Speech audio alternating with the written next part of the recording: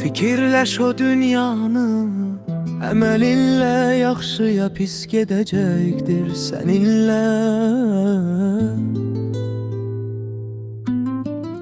Nə fərqi var dərdi azsa çoxsa, hamısı gəldi gedərdi yoxsa. Yoxsa içirsən şərabı, verirsən canına min əzabı.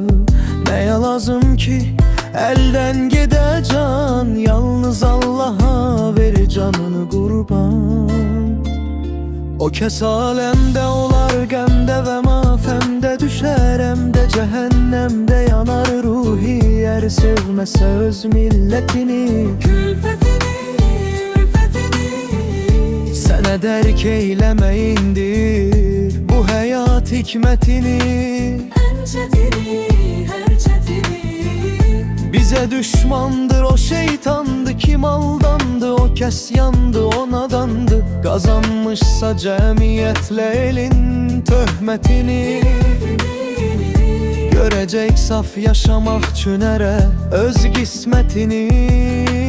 Ən çətini, ən çətini Az adam əməlli atar zərləri, çalış bu dünyada artır xeyir şəri. Oyan ey yatmış qəlbim imana, aldanma, aldanma şeytana.